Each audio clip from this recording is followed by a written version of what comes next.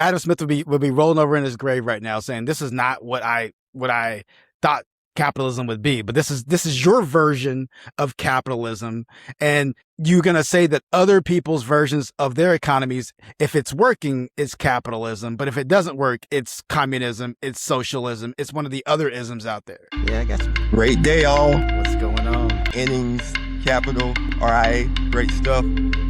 We're just going to talk about the markets, what's happening right now, what's going on in the world. We're just going to have a live session for anyone tuning in. Feel free to leave some questions in the chat, and we'll just see how things are going. So let's get started. Kevin, how are you doing today, man? Man, I'm doing fantastic. Life is good. Markets are up. When the markets are always green like they've been, it's good for business, man. It's good for business. It's good for retention.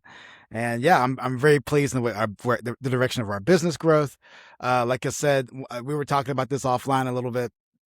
How does business growth look for most people? And all you're hearing online is the outliers, like, oh, business is growing. We're buying up businesses. We're doing all these different things. Well, those are the outliers. The majority of us, one client at a time. It's going to take some time, especially if you just open up your business. But hey, business is good. I can't One complain. client. Yeah. Say it again. So yours is growing one client at a time, two clients at a time. I said yours is growing one client at a time, two clients at a time. Y'all got to bear with us too. This is live, so there will be definitely a little delay and yeah, no worries. Yeah, one client at a time, two Kevin clients at a time. Exactly. What up? So like we said, markets are all-time highs. Let's just start there, right? So markets are all-time highs right now. Like I've been spending some time getting ready for this, but listening to the markets and the media, we're going towards all-time highs continuing. People are talking about 8,000 this month. I think maybe Tom Lee said, but he's like one of the most bullish people ever. What are you seeing in the markets and what are you thinking right now? What are you telling your clients? Well, so here's the reality. They want to cut rates. What's that? Oh, some online. Okay. Is that me or is that you? That's me. You're good. Okay. Yeah. They want to cut rates.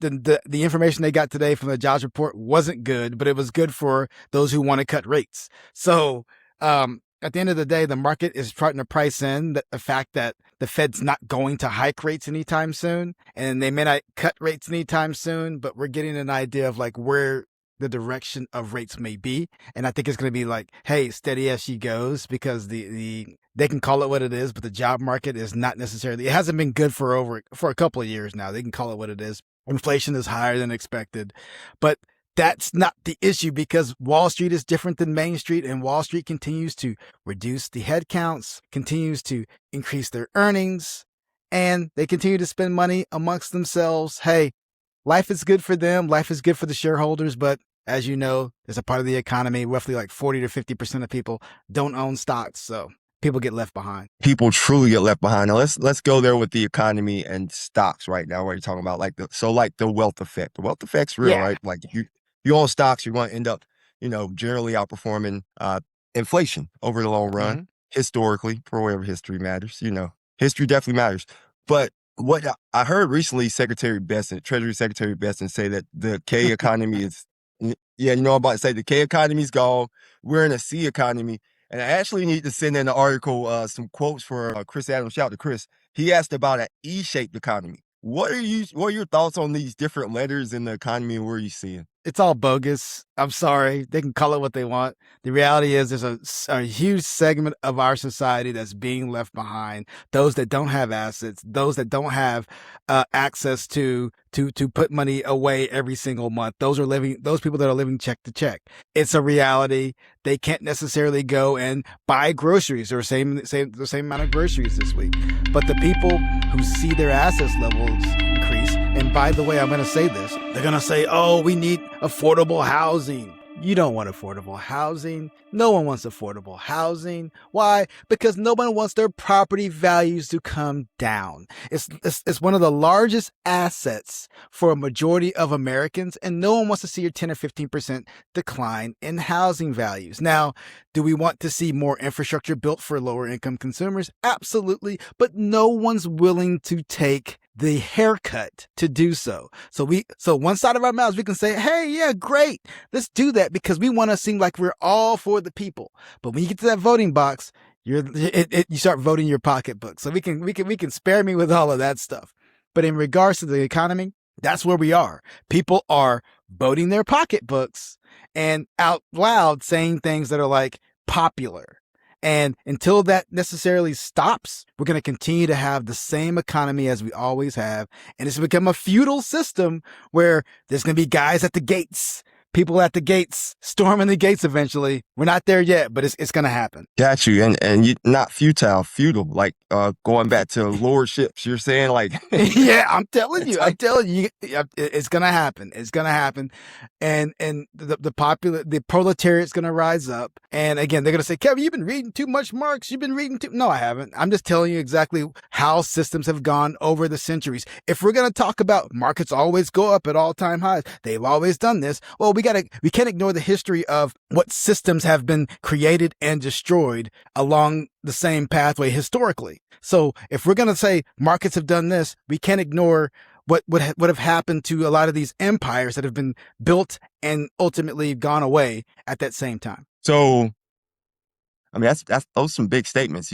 What 100%. You're saying, yeah, what you're saying, I love it. What you're saying is, you see an underscore shaped economy at the end of the day, like it's all flat, man. I mean, just there's not even a letter there, It's just no, there's no flat. line, there's no letter. It's just like, hey, I mean, it's more like a what do they call it? Is there like a 3 lines? Or, I don't know, whatever the 3 lines is, but there's no connection there. There's like people are here, people are here, and people are here. There is no connectivity here. And people at the top, they want to say, oh, it's trickle down. We can give people tax breaks and all the other things. We can give these data centers tax breaks. They're going to come in. They're going to build our economy. No, they're not. No, they're not. It has never worked out that way. Never worked out that way.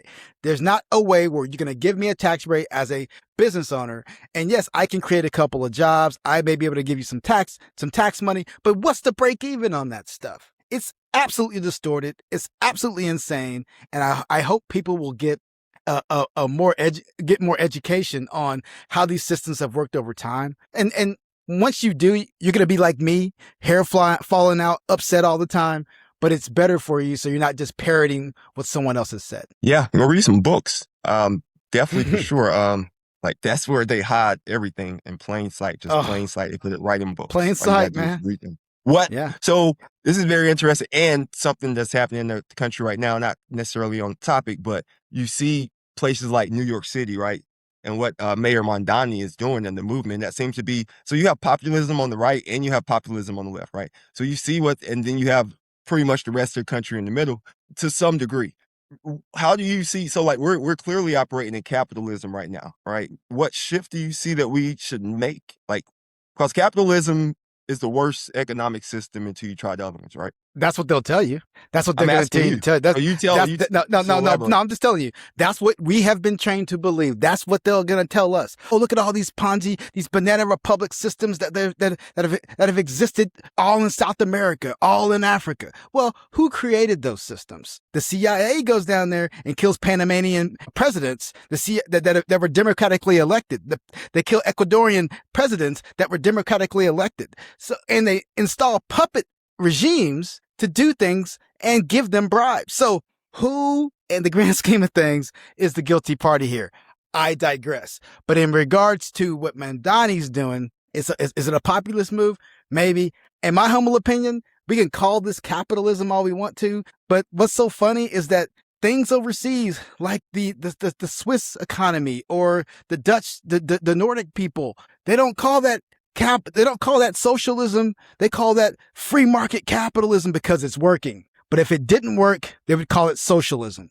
That's all I got to say about that. In regards to Mondani, the same thing. I don't necessarily believe we've ever been a capitalist society. I believe that we've had a higher, an economy of people that have basically exploited other individuals. So capitalism by Adam Smith's records. Adam Smith says that free market capitalism is where the company is operating just barely on the brink of bankruptcy, from the brink of bankruptcy, because you have competition there and everything like that. What you have today is not free market capitalism. It's corporatocracy, technocracy, whatever you want to call it. So we're not operating in that world today. This is my opinion. So 100 years later, we're back into another Gilded Age. 1000%. Yeah. We're headed in a direction that, and Adam Smith would be rolling over in his grave right now saying, this is not what I thought capitalism would be, but this is your version of capitalism, and you're going to say that other people's versions of their economies, if it's working, it's capitalism, but if it doesn't work, it's communism, it's socialism, it's one of the other isms out there. We have to be very in tune on how our government, how our media talks to us around these topics. In tune. And yeah, when you read The Wealth of Nations, Yeah. And when you read The Wealth of Nations by Adam Smith, like if you look at it and you like actually read it, like the means by which you end up at this point. And I was talking to Dr. Randall Kane about this actually. Kane, he was telling me that, like this is by any means necessary at the end once this competition reaches a certain level. Is the word capitalism even in that book? And that's a real question. What's that? Like thinking, is the word capitalism in The Wealth of Nations? I don't know. I mean, it's been such a long time. I read the book, and I'm like, yeah, I have no idea.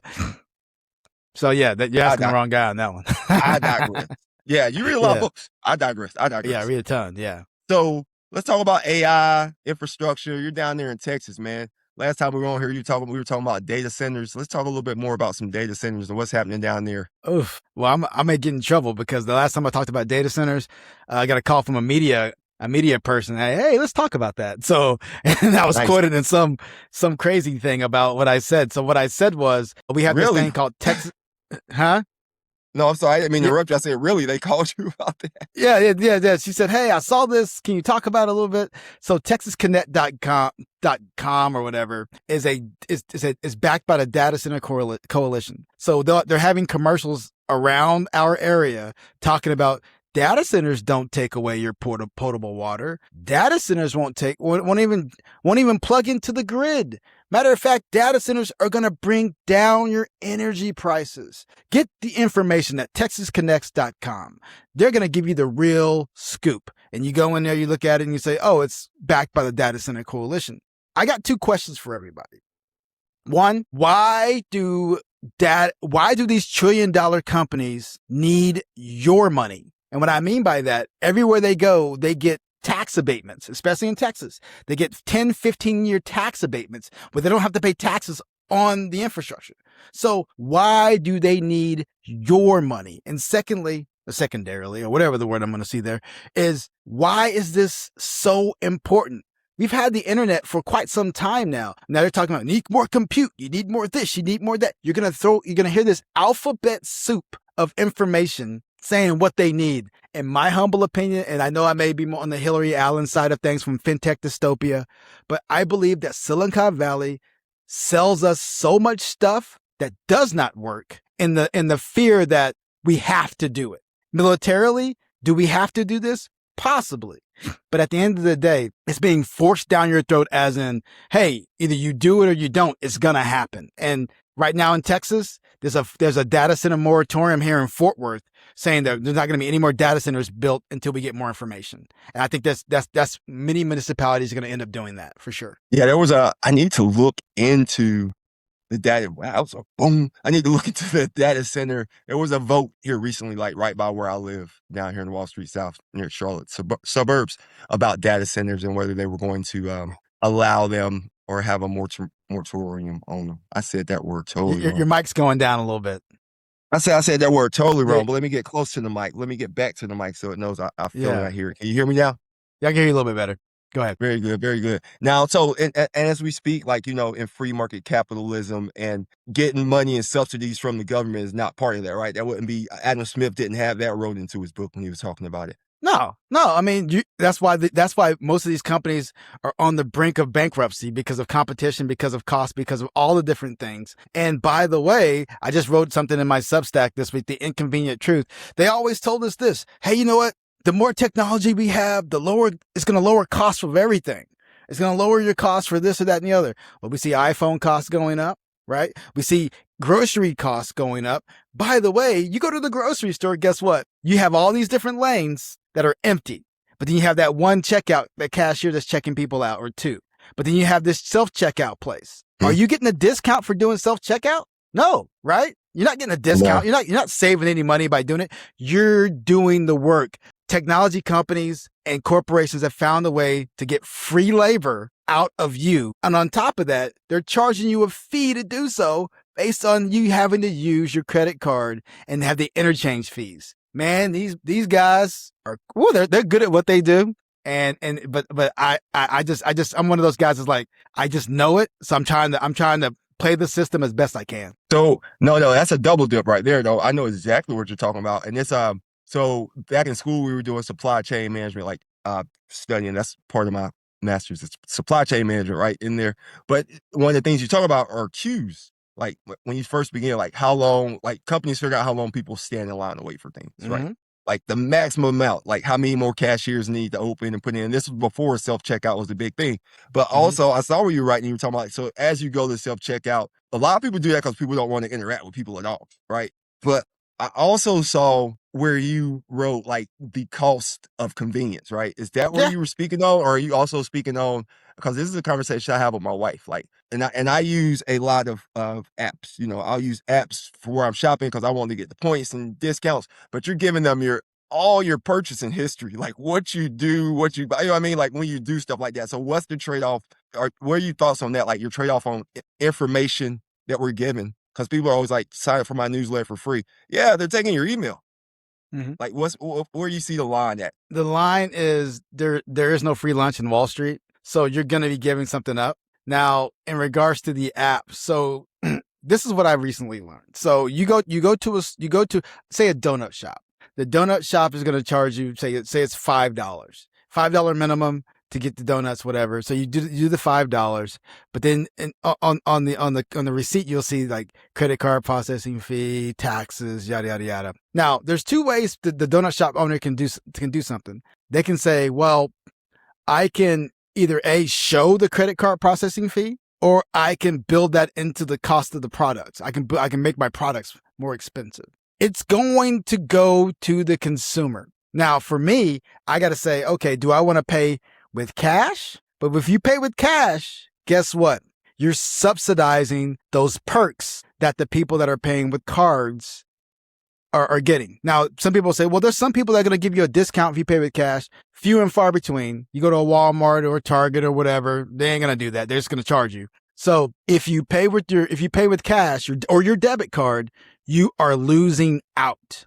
That's why these days you pay with things that give you cash back, whether it's 4 or 5%, because you get a percentage of that overage back to you. And guess who's paying for that?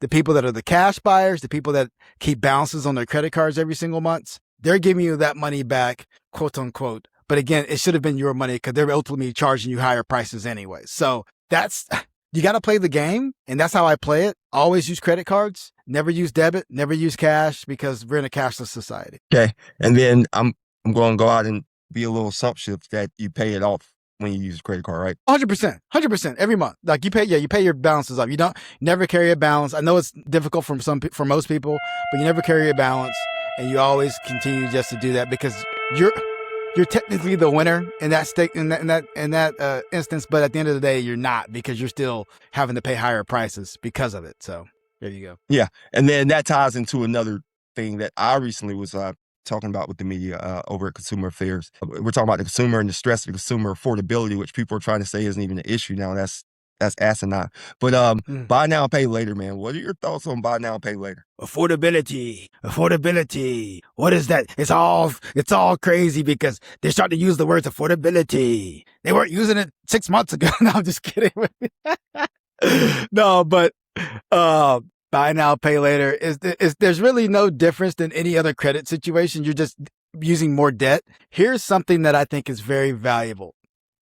I'm reading right now the New Confessions of an Economic Hitman. And in the book, he describes how they used to go to these different countries and inflate their data to basically get the country to build out infrastructure, borrow money from the IMF, build out infrastructure, whether it be oil, whatever, roads, bridges, whatever. And then ultimately that country could no longer pay off its debts because the numbers that they were given were way overly inflated, and the country can never reach those numbers, right? So now the United States and us, they owe us a debt. So what do? We go in and get the resources. We make them default on loans or whatever. We start taking things from them. We may put an air base there, right? We may put our army base there. So the same thing is happening to the American consumer. The more debt you go into, the more they have control over what happens to you. So they're going to give you any means necessary. Yeah, go out and get this. Go out and get this. And now you have to go to work. You have to go and have a lower paying job because you need income. That supply of labor on the lower end of the spectrum, they're wanting to force that, so it forces prices down. But guess what? If they force prices down, what happens to overall pricing in the economy? Typically, it's supposed to come down, but who keeps those margins? The corporations, shareholders. Prices aren't coming down. If we're losing jobs like they say we are, and that quote unquote savings is there, why aren't prices coming down? They're going to lie to you and tell you, well, prices have come down. They just haven't gone up as fast as they would have based on the fact that we are where we are economically. Bull donkey is bull. All I'm saying is they're doing this to make you a slave to the system. So you're telling me when we put those bases there, they're not just to protect our interests? No, I'm just kidding. What? Nah, in some cases, yeah. Hey, I'm not a contrarian. If anything happens to me in the next couple of days, it's because of this show today. Just to let you know. Yeah, yes. You got to shut Kevin up. That's some weight. That's some gravity. It's all good. You stay safe. You're good. You're in Texas. You're safe. You're safe down there. Let's talk about something else I saw that you were writing about on LinkedIn. For those who don't know, who haven't followed Kevin, LinkedIn, he's really, I said it last time, I don't mean it like lightly, he's prolific man, and not like having millions of subscribers, which people do sometimes and pay for. Like, this is organic, the real deal, like, which is what I'm going for as well. You know what I mean? Yeah. But one of the things you were talking about, and you're always in Newsweek, which one of the things you were talking about, and this may have been Newsweek or may not have been, was how they're talking about changing the COLA and the Social Security and retirees. Yeah. You want to expand on that a little bit, what you were talking about? Yeah, so the COLA, so the next couple of months, we're going to be getting some COLA data. So the third quarter is where you start factoring in what the COLA is going to be for Social Security coming up for the next year. So we'll have some data coming on August 12th, September, and then October. They'll take those numbers, they'll compare it to the last year's numbers, and you'll get your COLA figure on Social Security. Now, in regards to retirees, it's a very big deal because prices have gone up so much over a span of a year. The COLA is going to be a powerful addition to some people. For others, not so much, because there's subsequent increases in Medicare premiums and whether it be Part D or whatever that they're paying with their Social Security benefit. So all I know is from a Social Security standpoint, from a retiree standpoint, they have prices have to go up faster. And if they don't, because think about it, and my energy bill is today. Like, my energy bill in July was the highest energy bill I've ever had while living in my house. I don't get a COLA. Yeah. Well, for me, because we're at 107 degrees. Yeah. But I don't get a COLA from a retiree's perspective until next year. You get what I'm saying? So I am lagging in regards to what my cost of living actually is increasing by. So retirees have a tough slate, and especially for those who are just living specifically on Social Security, which is a very, very large number. I think it's like 37-40% of people just literally just on Social Security and nothing else. So it's a tough slate, but COLA is going to be very, very important. COLA is very, very important. I believe, like right off of the PC is pretty like where they kind of find it, and based off of, I think with the COLA, they were thinking, the way the COLA works. CPIW.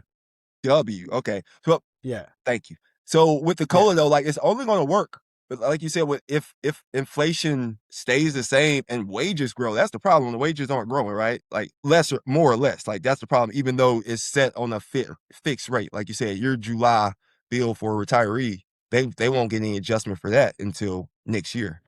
Wages, I think they saw like a 0.1 or a tenth of an increase. Wages aren't growing.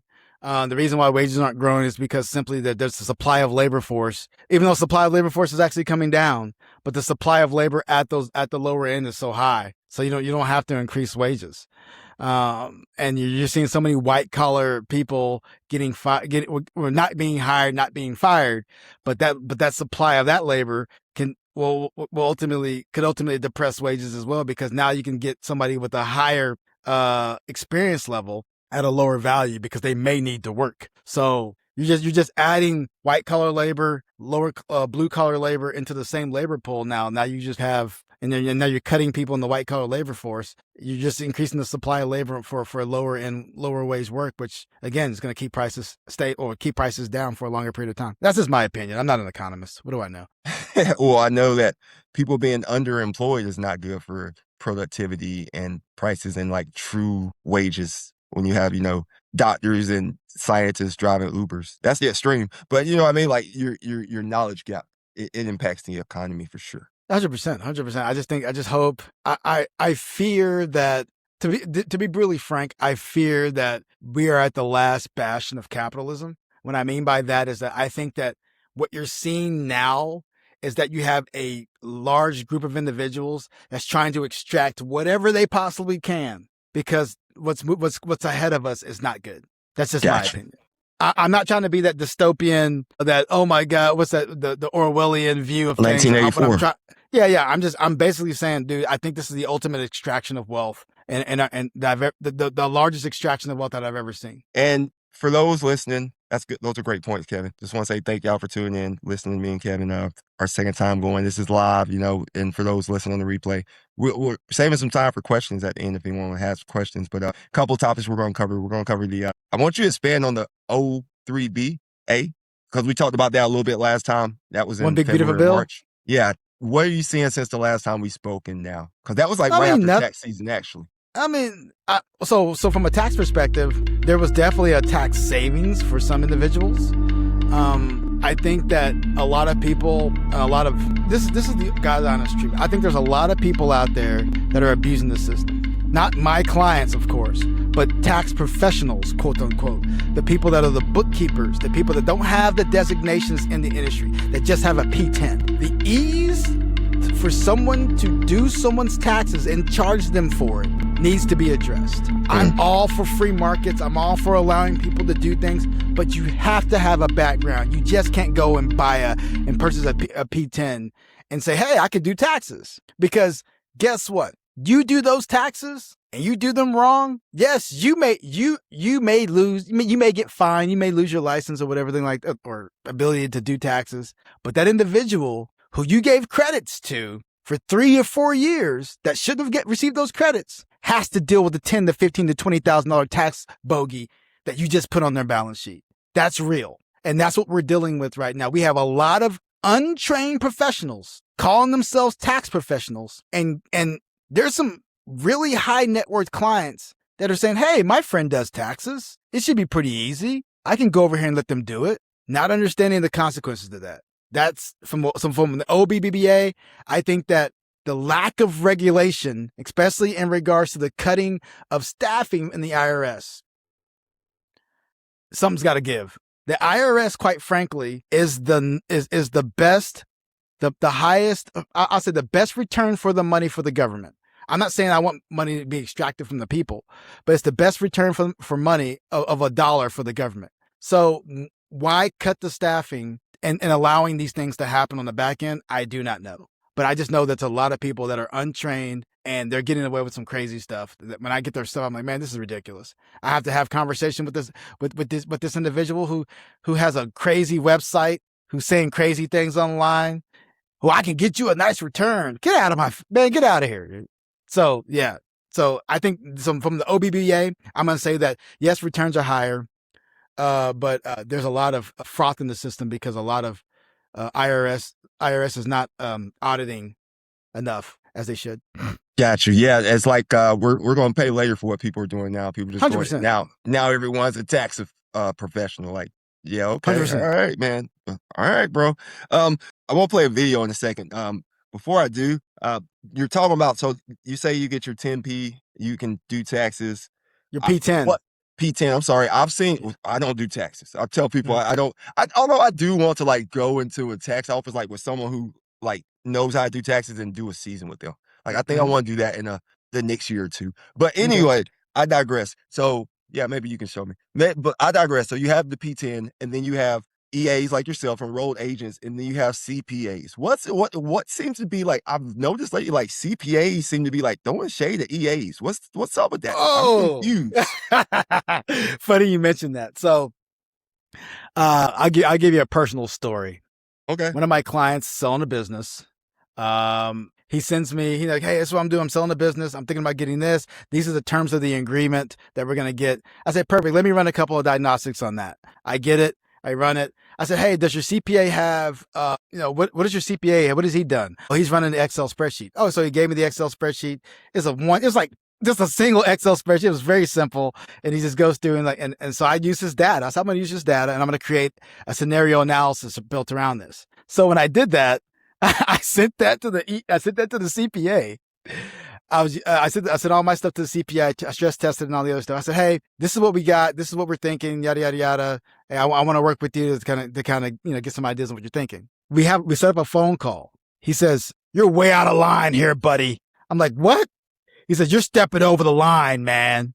I said, what are you talking about? He's like, these projections and stuff, I don't know where you got them, but this is way out of line, man. You're in the wrong, you're barking in the wrong field. I said, listen, I'm not here to step on your toes because by the way, I put something awesome together, just FYI. It was like boom, boom, boom, scenarios, like taxes, like capital gains and all the other stuff, like all that stuff. And he just put like a little spreadsheet together, like Excel, like nothing. There was nothing there, nothing of substance. And I said, listen, I'm not trying to step on your toes. And he was trying to get a little upset. I said, listen, don't be upset. What I'm trying to do is work together with you. That's all I'm trying to do. I'm trying to work together with you. I'm not trying to take your job. Well, hey, this stuff right here, this is just your stuff that you shouldn't be doing. He said, you're not a tax professional. I said, I'm an EA, right? Well, that doesn't give you, I said, yes, actually it does. It gives me the right to advise all the other stuff. So yes, it does. I said, but aside from that, I'm here to help you and help the client. So I just gave you an idea of like, hey, based on scenarios, based on the note that he said that this is going to be the interest rate. This is how much he's going to give because it's going to be financed by the business. I said, so based on all that, this is the income he's going to be receiving. This is their IRMA brackets, all the other stuff that he's going to be in. This is what I want to know as a financial advisor, so I can kind of put a plan together.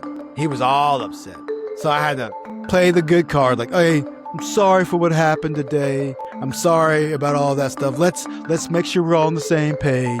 But egos, man, people got to check their egos at the door. We're just here to help the client. Check your ego at the door, man. That's all I got to say. That's funny, and that is a lot of ego. And you and whoever that is probably end up working together, helping clients together, man. No, it's my client. It's my client, and my client's using him as a CPA. Well, what I'm saying.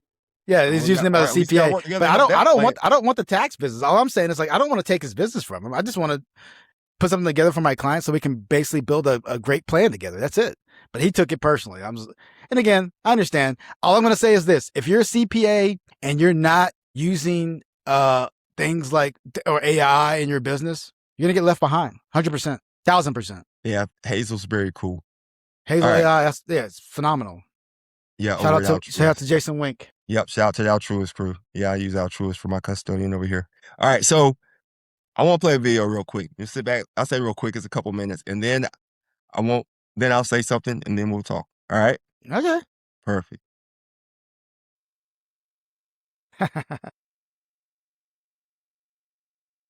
How to avoid this problem? Kevin Popplewell, founder and CEO of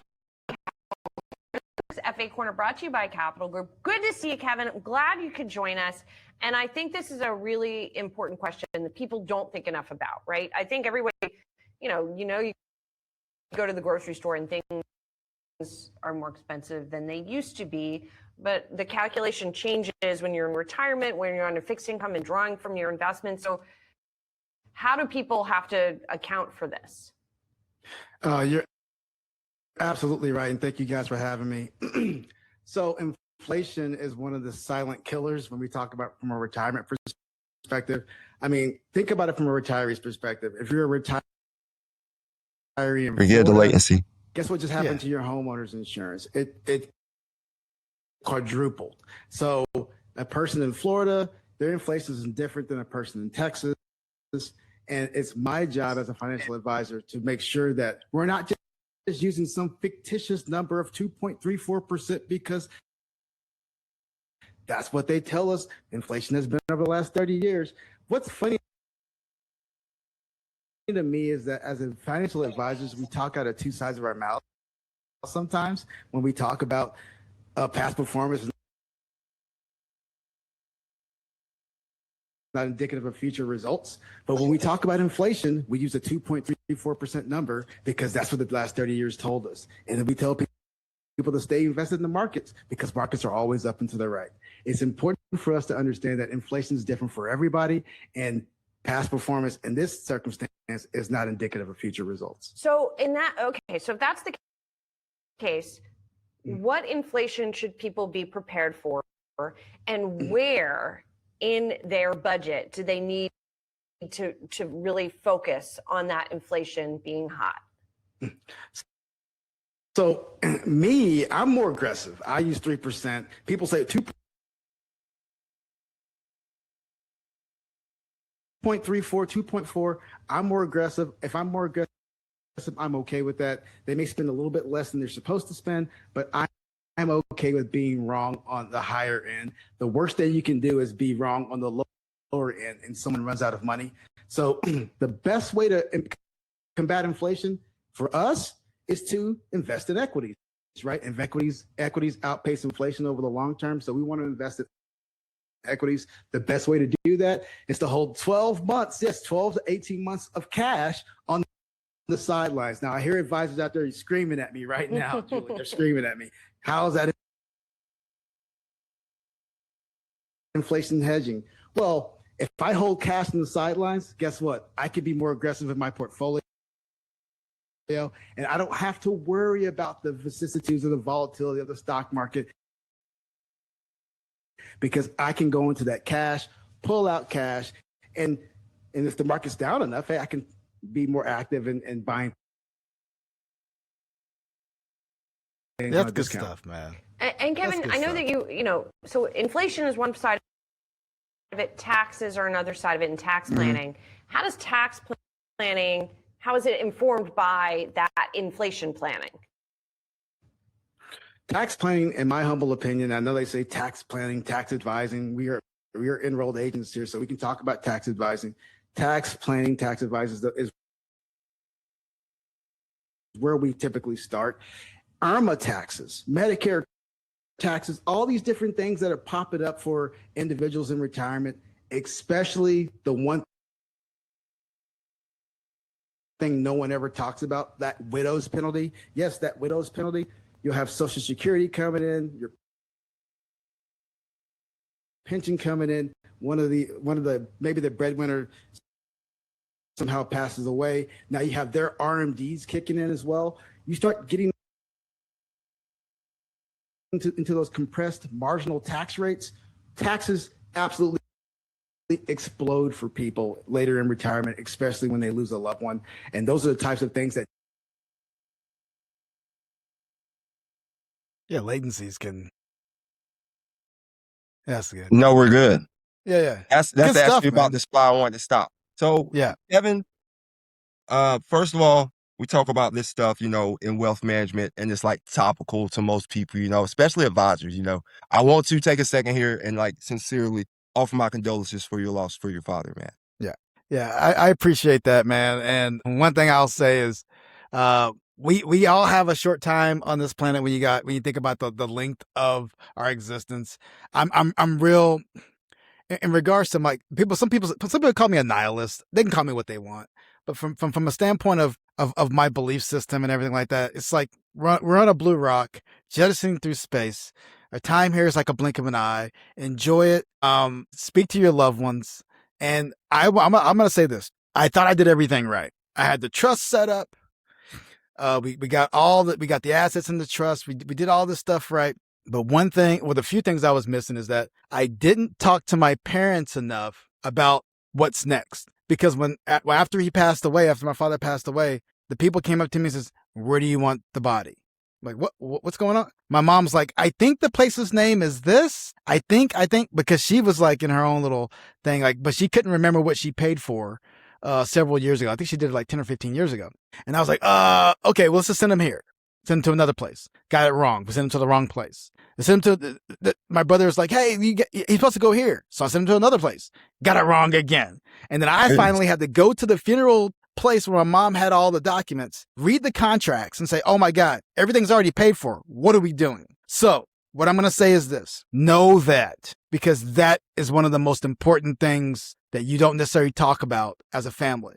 Hey, if I pass away, call this funeral direct, call this number. And by the way, my brother finally looked into my dad's wallet, it says, in case of emergency, call this funeral home. I'm like, you know what I mean? Like, come on. But those are the types of conversations we're not having. Yes, we have the trust. Yes, we have the house in the trust. We have the assets inside the trust. And we thought we were done. No, you're not having those real conversations. And by the way, my bud, Mark Hederman, he's overseas. We're doing something at Future Proof together. He sent me this awesome booklet about, like, you know, all the questions to ask. It's pretty unique, man. I think I appreciate what he's done. He's done a phenomenal job because it attacks all the questions you should be asking. So this doesn't pop up. This doesn't happen. Your father's not going to 4 or 5 different places. Like, hey, he's taking he's driving around the city. Like, what the hell's like going James on? Brown. Exactly. You remember how James Brown went around everywhere before they found him exactly. Yeah, you had him like James exactly. Brown. What are say more on the questions that are in that book? So I got it.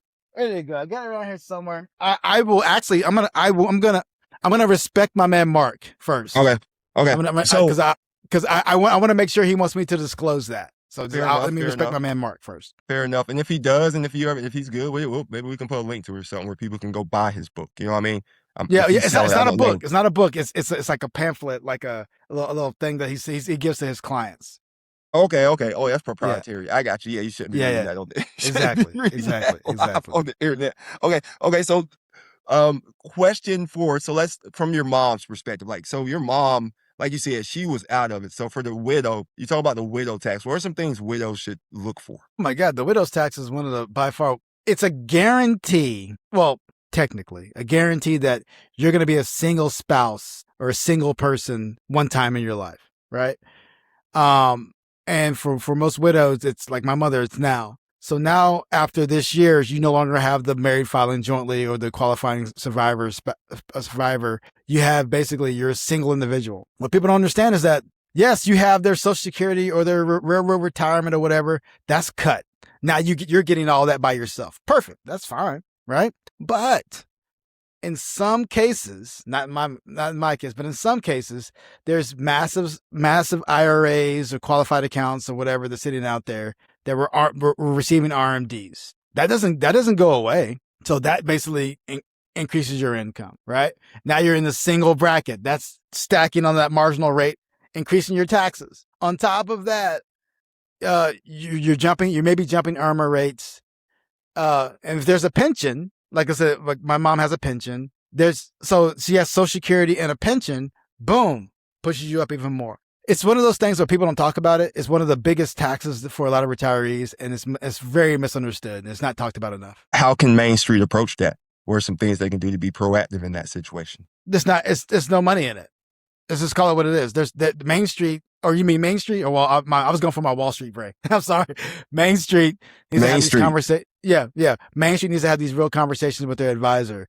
Their advisor should be having these conversations with them, especially when they lose a loved one. Like, hey, this is what the tax looks like for you next year. I've had these conversations when a person loses a loved one. I'm like, hey, let's look at this. Let's look at the taxes moving forward, because this is what the widow's tax looks like based on this. And you got to get them prepared, because the last thing you need to do is do their taxes and start asking them, well, you owe me $3,500 so you owe the government $3,500. That's not going to be a nice conversation. Get them ready, get them prepared, increase their withholdings on certain assets. There you go. So they can be forward looking by increasing their withholdings ahead of it. Exactly. Good stuff. Exactly. Good stuff. I stole Kevin for 30, 45 minutes. We've been talking for a while now. Kevin, let people know where they can find you outside of this podcast right here, right now in this live session, and let them know what you're looking at, what you're talking about. Go to my Substack. think it's 9ICAP. Well, the subtext called I think it's What Now, and I always like what now or now what now. But I always talk about things that like, man, this is crazy.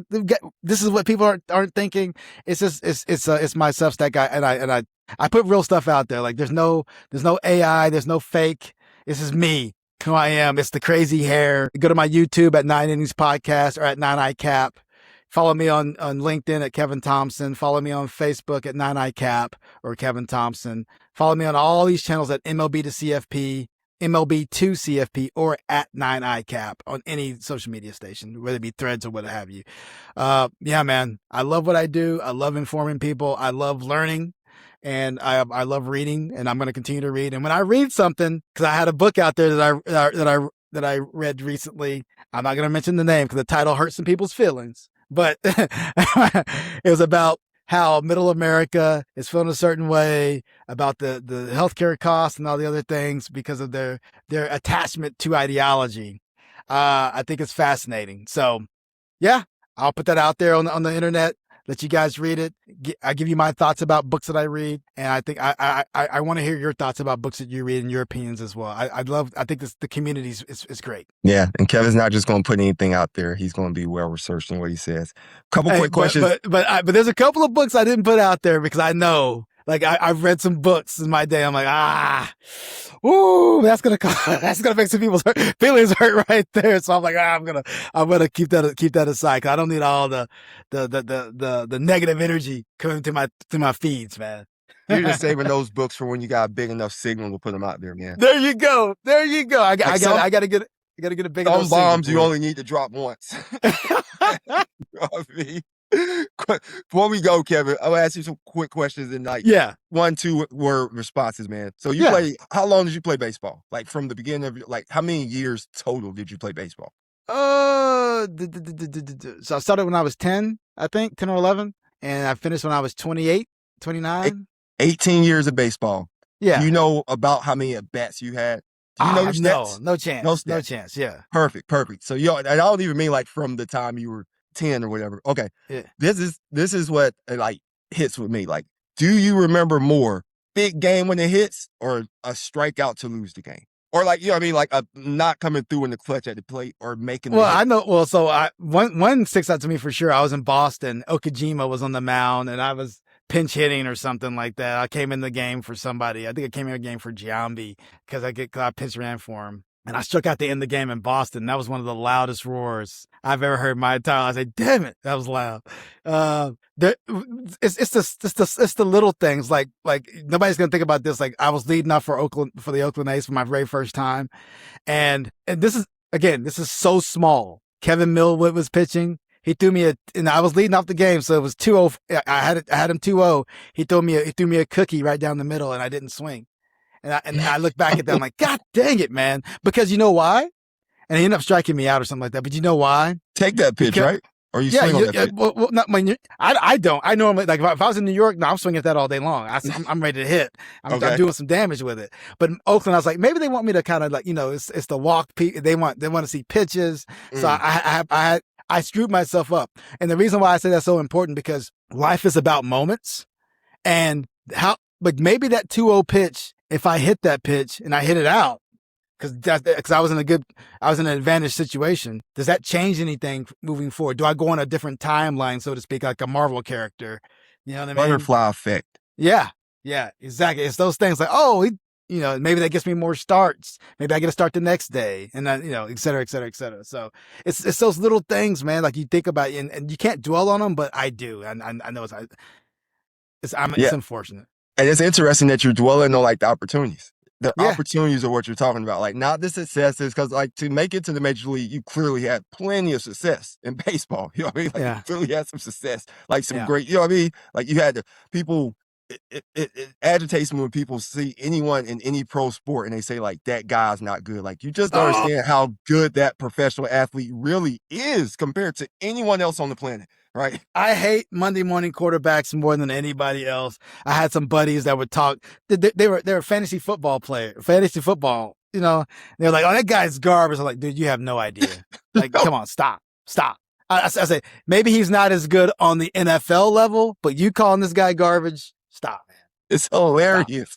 Man, It's you hilarious. overselling insurance. You talk about this guy's garbage. Stop, man. It's hilarious. Like, you can't make the shot in your weekly rec league game. But anywho, you know what I'm saying? It's just yeah, it's funny the difference between like the elite of the elite of the elite. And it's the same thing with like what we do, right? Like, there's a difference in between those advisors who have those 10, what's the initial form again for doing taxes versus EAs and The CPAs. CPAs, the EAs, And then the the form is P10s, PTIN. Yeah. there's just a difference in there, man. Yeah, But 100%. I appreciate this, man. I appreciate you coming on. Any other Dude, things you want to say? We're good for Main Street. Let me know. no, I'm gonna leave everybody with this. It's important to really digest information and not take information at the surface level, because underneath that surface, there's all kinds of things. There's fish. There's all kinds of stuff. So educate yourself. Read books. Don't just parrot what you hear. There's a lot of parroting. I often know exactly what someone has read based on how they respond to me. Like, there's guys on my LinkedIn threads. Oh, da, da, da, da, da, da. I'm like, oh, that's Thomas Sowell. I know exactly where you got that. You know what I mean? And it's sad. It's very sad because you cannot think for yourself. You're allowing someone else to think for you. And even Thomas Sowell said that it's a shame that people use intelligence, use books as a frame of intelligence and start parroting things out of the book versus just saying, hey, you get your own mindset, read something differently. If anyone can just read something and read an opposing view of that very same thing, then I think you have an idea of where you stand versus just reading something and reading the same view over and over and over again, which just solidifies exactly what you thought the entire time. I've read opposing views on all different things, whatever it is. I have my own mind, but I will tell you this. If you respond to my thread, I can 99% of the time know exactly what books you've read. 100%. Probably 99.9% of the time, like, oh, this guy's coming from this angle. I get you. Yeah. They probably haven't even read the book, though. That's the thing. And Thomas Sowell is, they haven't read a book. Thomas Sowell is very interesting, man. He's, no, we're not going to go there right now. No, we're not going there. We're not going because that's a whole nother show for a whole nother day. Be a whole another week of talk. Yeah, I've had a lot of things I can say about him, but I don't want to say it online. There you go. We'll do that next time. We can do that next time we get together. We'll do another one. We don't have to talk about Thomas Sowell. There was another question, but I can't remember. Maybe I'll send it to you somewhere else, man. Yeah, but, no worries, man. But that's all I have for you today, my friend. I appreciate these. I hope it's been entertaining. And again, I had some time today and I wanted to give it back to you. I know we were talking about this, so let's do it, man. Let's go ahead and have a conversation. So I appreciate you having me. Yeah, man, I appreciate you coming on. Yeah, for those who don't know, Kevin was on the podcast earlier, Main Street meets Wall Street. Go back to the podcast and check it out. Me and Kevin are on there. It's a few months ago. It's a great episode. It's actually 2 parts. And then we just released it, full version of it yesterday on the YouTube channel. So there's plenty of Kevin Thompson and Mark Sturdivant out there. Hopefully I can come hop on his channel show one day. We can do it. We can chop it up. I'm gonna get you on, man. I had a couple interviews here and there. I've been kind of going down on my interviews, but yeah, I'll get you on, my man. Kevin's been on personal rants. Let me talk to my people. Man. He's been on rant. I feel you. I go on rants too. You gotta love those solo episodes.